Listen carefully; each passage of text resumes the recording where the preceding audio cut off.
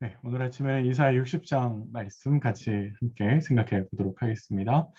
문맥이 어떻게 흘러가는지 좀 잠깐 생각해 보시면 좋겠는데요. 56장부터 59장까지는 하나님의 약속이 왜 이루어지지 않았는가라는 측면에서 그건 바로 하나님의 능력이 없거나 부재가 아니라 이스라엘 백성들의 죄악 때문이다라는 것을 지적합니다. 60장부터 62장까지는 이 모든 것을 극복하고 하나님께서 이스라엘 백성들에게 구원을 베풀어 주시는 것에 대해서 말씀하고 있는데요. 그 첫 장면에 60장 말씀을 같이 생각해 보겠습니다. 첫 번째 60장의 첫 번째 단락은 하나님의 영광의 빛이 이스라엘 백성들에게 임해서 하나님께서 구원하시겠다라고 하시는 이야기가 1절부터 9절에 있습니다. 그래서 이스라엘 백성을 향해서 일어나라, 빛을 발하라 이렇게 이야기하고 있는데요.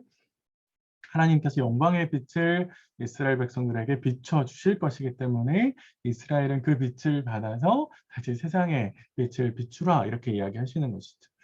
하나님께서 빛을 비추신다라고 하는 것은 결국 이스라엘 백성들을 구원하시겠다라고 하는 것이고, 그래서 그 구원을 통해서 민족과 이스라엘 사이의 운명이 바뀌는 것이고, 그리고 예전에는 이스라엘 백성들이 여러 민족들을 섬겼었는데 이제는 민족들이 이스라엘을 섬기는 그런 상황이 뒤바뀌는, 결국 하나님의 손에 의해서, 하나님의 은혜에 의해서 운명이 바뀌는 그런 역사가 일어날 것이다. 그러니까 결국에 일어나라.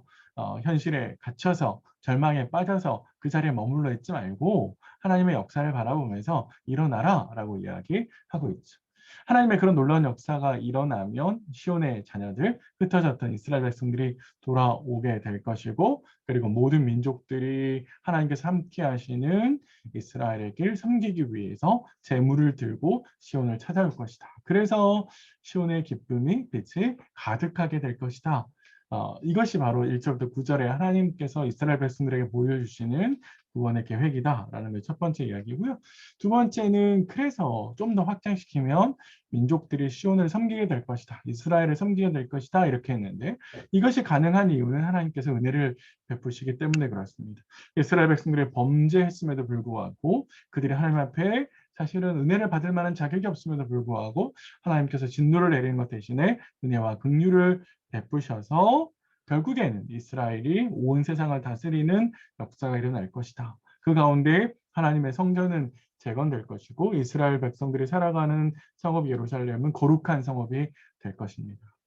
더 나아가서 폐허가 되었던 시온이 민족들이 가지고 오는 부와 재물로 번성하게 될 것이다. 라고 하는 그림을 하나님께서 그려주고 계신 것이죠. 이스라엘 백성들에게 이렇게 하나님께서 그림을 그려주신 이유는 뭐냐면 그러니까 하나님의 은혜를 쫓아서 거룩한 삶을 살아야 된다라고 하는 것을 재차 알려주시는 것이고, 더 나아가서 그래서 영광스러운 미래가 시온에게 그려질 것이다 라고 이야기하죠. 마찬가지로 이 밑에 있는 그림은 근본적인 이것을 가능하게 하는 것은 바로 하나님의 은혜입니다. 하나님께서 도와주시기 때문에 경제적으로도 부강할 뿐만 아니라 내부적으로도 공의로운 통치가 이루어져서 이스라엘 백성들 안에서 강포와 파멸 대신 구원과 찬송이 일어날 것이고, 어두운 일들, 악한 일들, 나쁜 일들이 일어나지 않을 거고, 그래서 슬퍼할 일도 없을 거며, 더 나아가서 모든 백성들이 하나님의 말씀을 따라가는 의인이 되어서 하나님께서 주시는 가나안 땅을 차지하게 되는 일들이 일어나게 될 것이다 라고 이야기하고 있습니다.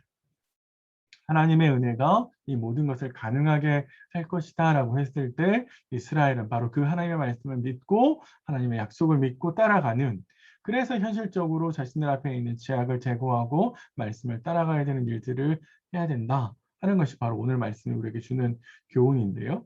이 말씀을 가지고 몇 가지 좀 적용해 보시면, 그 첫 번째 하나님께서 이스라엘 백성들에게 일어나라라고 말씀하시는 것처럼 우리도 우리의 절망적인 자리에서 일어날 필요가 있습니다. 사실 우리가 각자 처해 있는 절망의 상황, 모양은 다 다를 수 있지만 똑같은 것은 하나님이 여전히 일하고 계신다라는 점이죠.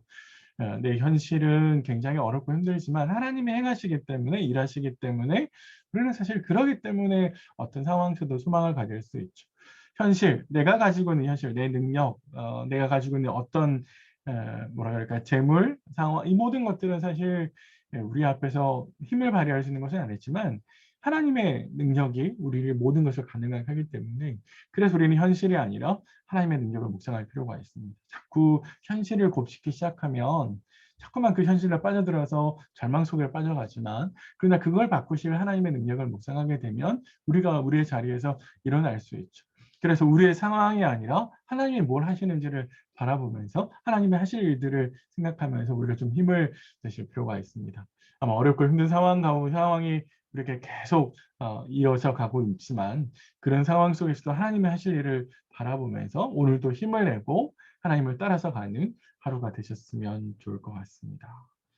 두 번째는 우리가 하나님께서 그렇게 하실 일들을 통해서 하나님의 영광의 빛을 비춰주실 때 우리는 그 영광의 빛 또 하나님께서 하시는 일들을 증거하는 증인의 역할, 영광의 전달자 역할을 하신다라는 겁니다. 우리가 바로 그런 역할을 해야 되는 사람입니다. 그래서 내 삶은 하나님께서 어떻게 역사하시는지, 하나님 얼마나 살아계서 역사하시는지를 증거하는 바로 그런 삶이어야 합니다. 그래서 삶의 현장이죠. 하나님 역사의 현장, 삶의 증거가 바로 내 삶이어야 하는 것이죠. 내 이상의 삶은 그래서 하나님의 역사를 잘 드러내고 있는가? 내가 하나님 말씀을 따라가지 않는데 하나님 역사가 일어나려 만무하죠.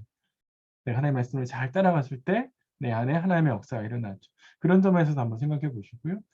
두 번째는 내 주위 사람들은 나를 보면서 하나님의 살아계심을 눈으로 보고 경험하고 있을까? 내가 어떻게 반응하느냐에 따라서 내 삶에 비춰진 하나님의 모습을 사람들이 보게 되는 거겠죠. 그런 점에 있어서 내가 비춰주는, 내가 보여주는 하나님은 얼마나 크신 하나님일까? 무능력한, 아무것도 할 수 없는 그런 하나님을 내가 사람들에게 보여주고 있는 건 아닐까? 한번 고민해 보시고요. 마지막으로 오늘 보면 우리에게 하나님께서 은혜로 개입하셨을 때 모든 것이 바뀌는 것. 그래서 우리의 운명이 하나님의 손에 달려있다라고 하는 것을 보여줍니다.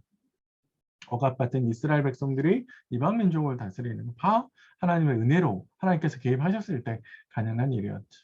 자, 그러니까 우리가 순종해야 될 일은 사람이 아니라는 거죠. 이스라엘 백성들이 바벨론이나 강대국을 섬겨서 그런 역전이 일어나는 것이 아니라 하나님을 따라갔을 때 그런 역전이 일어나는 거거든요. 그런 점에서 사람들의 인정을 받으려고 하는구나, 사람들의 눈치를 보려고 하는구나, 사람들을 의지하는 것, 그것보다 우리가 해야 되는 건 하나님을 의지하는 것이고, 하나님을 의지한다는 것은 하나님의 말씀을 잘 귀담아 듣는 것이고 그 말씀대로 현실에 부딪히는 거죠. 그 말씀대로 순종하는 겁니다. 그게 바로 하나님 말씀대로 살아가는 것이죠. 어렵고 힘든 시간들이 아마 우리 안에 계속 되겠지만 그런 역사를 일으키실 하나님의 그 말씀을 따라서 오늘 하루도 하나님과 함께 동행하시는 그런 하루가 되셨으면 좋겠습니다. 내일 아침에 다시 뵙겠습니다.